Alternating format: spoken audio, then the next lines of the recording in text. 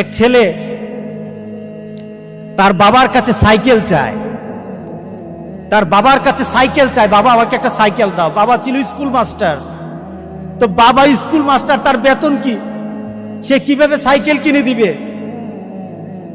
কিনে দেয় না। ছেলেও নাসুর বান্দা, সাইকেল চাই কিনে দেয় না, সাইকেল চাই কিনে দেয় না। একবার ছেলে বাবাকে বলল, বাবা আমাকে সাইকেলটা কিনে দাও না। বাবা রাগ করলেন, রাগ কিয়ে বললেন যে আরেকবার সাইকেল চাইবি তাহলে পিটাম, তুই আমাকে বিরক্ত করতেছিস। কি বলেন, আমরা বিরক্ত হই না মাঝে মাঝে? সন্তান যদি বেশি আমার ক্ষমতার বাইরে যদি সন্তান কিছু চায় তাহলে আমরা বিরক্ত হয়ে যাই। আরেকবার চাইবি তাহলে পিটা দেবো, তাহলে মাইর দেবো তোকে, তুই আমাকে বিরক্ত করতেছিস। সন্তান বারবার চাওয়ার কারণে বাবা বিরক্ত হয়ে গেল। সন্তান কিন্তু রাসূল বান্দা। সন্তান বাবার দিকে তাকিয়ে করুণ সুরে কাঁদতে কাঁদতে বলল, বাবা তুমি কি মারবা? তুমি ছাড়া আমি কার কাছে চাইবো বলো? তুমি ছাড়া তো আমার আর চাওয়ার জায়গা নাই। তুমি আমার আব্বা, এছাড়া আমি কার কাছে চাইবো? দেওয়ার ক্ষমতাও যদি তোমার থাকে তোমার কাছে চাইবো, না চাইলে যেটাও তোমার কাছে চাইবো। আমি কার কাছে চাইবো বলো? তুমি আমাকে ফিরিয়ে দিবে, কিন্তু আমি ফিরিয়ে দিলে দিতে পারো, কিন্তু আমি কার কাছে চাইবো? আমার তো তুমি ছাড়া কেউই নাই।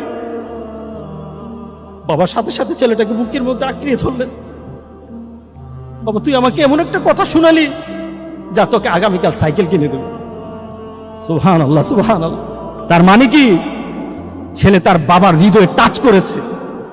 তার কথার মধ্যে আবেগ ছিল, ভালোবাসা ছিল, নিবেদন ছিল যে বাবা তুমি না দিতে পারো, কিন্তু আমার তো তুমি ছাড়া কেউই নাই।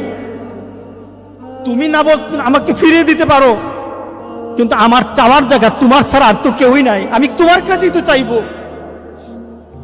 আমরা যদি মাবুদের দরবারে, আল্লাহর দরবারে এভাবে চাইতে পারতাম, যেই মাবুদ দিতেই পারে, দিতেই পারে, দিতেই পারে, একমাত্র যিনি দিতেই পারে, তার কাছে ওই আবেগ দিয়ে যদি চাইতে পারতাম, কোনোদিন কোনো জিনিস আমাদেরকে ফিরিয়ে দিতেন না, কোনোদিন ফিরিয়ে দিতেন না। আমরা চাইতেই পারি না, আমরা ওইভাবে আল্লাহর দরবারে চাচ্ছি না। আল্লাহু আকবার।